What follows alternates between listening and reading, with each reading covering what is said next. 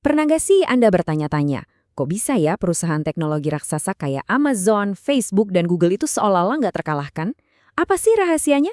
Nah, hari ini kita akan coba membedah buku Always Day One dari Alex Kantrowitz buat menemukan formula baru yang bikin mereka bukan cuma dominan, tapi juga nggak pernah berhenti berinovasi. Coba deh, renungkan angka ini. Di tahun 2015, rata-rata usia sebuah perusahaan di daftar Fortune 500 itu cuma 15 tahun. Bayangin, dari puncak kejayaan sampai hilang dari peredaran dalam waktu kurang dari 2 dekade. Ini bukan sekedar data statistik biasa ya. Ini tuh ancaman nyata yang menghantui setiap perusahaan besar. Jeff Bezos bahkan punya nama khusus untuk ancaman ini. Day 2 atau hari kedua. Dan dengerin dah deskripsinya, bener-bener brutal. Stagnasi, lalu jadi nggak relevan, terus mengalami kemunduran yang menyakitkan, dan akhirnya mati. Ini bukan cuma bisnis yang lagi turun. Ini adalah akhir dari segalanya. Semacam hantu yang ditakuti setiap CEO. Nah, ini yang jadi pertanyaan utamanya. Gimana caranya perusahaan-perusahaan raksasa ini bisa lolos dari momok hari kedua? Gimana caranya mereka bisa melawan gravitasi korporat yang seolah-olah menarik semuanya ke bawah? Jawabannya ternyata kelihatannya simpel, tapi dampaknya luar biasa. Apa penawarnya? Beroperasi setiap hari seolah-olah itu adalah hari pertama. Filosofi inilah yang jadi jantung dari semua yang akan kita bahas. Di sini nih perbedaannya kelihatan jelas banget.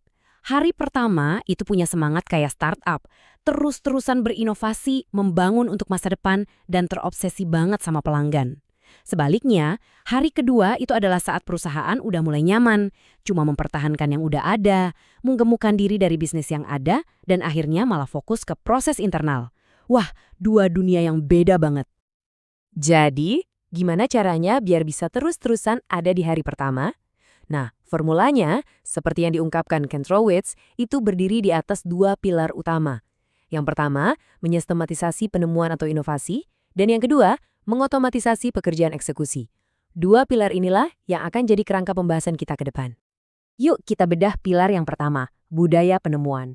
Ini bukan sekedar slogan keren yang dipajang di dinding kantor ya. Ini adalah sebuah mesin organisasi yang sengaja dirancang untuk terus melahirkan ide-ide baru, dari level manapun.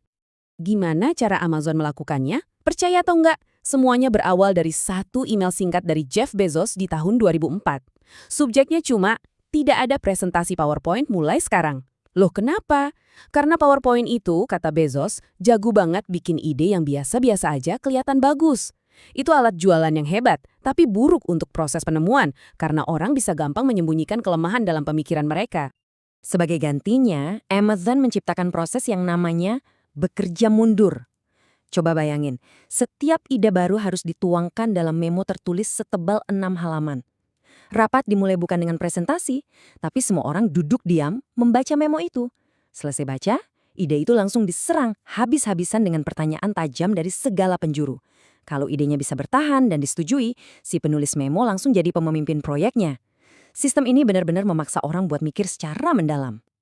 Oke, itu tadi Amazon. Sekarang kita geser ke Facebook. Mereka juga menghadapi masalah yang sama, gimana caranya memunculkan ide-ide hebat. Tapi pendekatannya beda. Di Facebook, ide itu dibebaskan dari belenggu hierarki lewat budaya umpan balik yang radikal. Mereka bahkan punya formula simpel buat ini. Pertama, sebutkan fakta yang objektif. Kedua, ceritakan dampaknya ke kamu secara pribadi. Ketiga, ajukan permintaan, saran perubahan yang spesifik. Formula ini bikin feedback jadi konstruktif, bukan serangan personal. Hasilnya, ide bisa mengalir bebas, dari mana aja, nggak peduli jabatannya apa. Oke. Kalau semua orang sibuk mikirin ide baru, terus siapa dong yang ngerjain operasional sehari-hari? Nah, disinilah pilar kedua berperan mengotomatisasi pekerjaan eksekusi. Inilah kunci yang membebaskan waktu dan energi manusia. Jadi apa sih sebenarnya pekerjaan eksekusi itu? Gampangnya gini, ini adalah semua hal yang sifatnya mendukung setelah sebuah produk diluncurkan. Kayak mesen barang, masukin data, perawatan sistem, tutup buku, semua pekerjaan berulang yang penting banget tapi nggak menciptakan sesuatu yang baru. Dan skala otomatisasinya ini gila banget. Di gudang-gudang Amazon aja ada lebih dari 200.000 robot yang bekerja.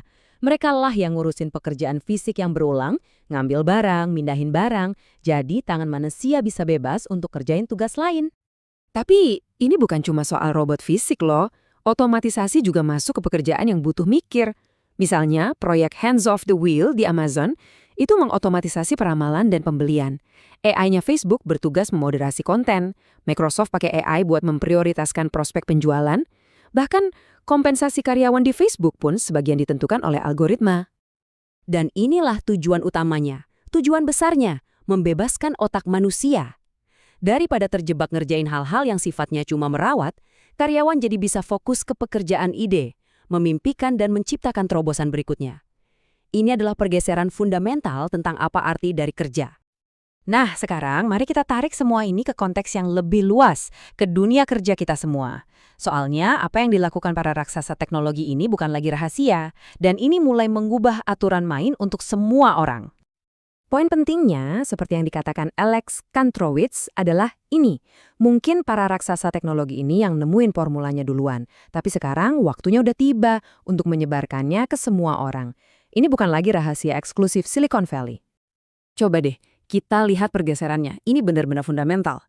Di model lama hari kedua, CEO itu visioner, fokusnya ke eksekusi, dan ide datang dari atas ke bawah. Nah, di model baru hari pertama, pemimpin itu jadi fasilitator, fokusnya ke penemuan, dan ide datang secara demokratis dari bawah ke atas. Keunggulannya bukan lagi mempertahankan benteng, tapi terus-menerus menemukan kembali diri sendiri. Dan inilah alasannya kenapa ini jadi relevan banget buat kita semua, sekarang juga. Alat-alat yang dulu mahal dan rumit, seperti AI, cloud computing, software kolaborasi, sekarang bisa diakses oleh siapa saja. Artinya, revolusi cara kerja ini nggak akan berhenti di industri teknologi. Revolusi ini akan datang ke semua industri. Oke, sebagai penutup dari pembahasan kita, mari kita coba renungkan sejenak implikasi yang lebih besar dari semua perubahan ini. Seiring otomatisasi semakin membebaskan kita dari pekerjaan eksekusi yang monoton dan berulang, pertanyaan terpenting yang tersisa bukanlah apakah kita akan berinovasi, tetapi apa yang akan kita pilih untuk diciptakan. Potensi manusia yang terbebas dari rutinitas itu sangat besar, dan pilihan yang kita buat hari ini akan menentukan masa depan kita semua.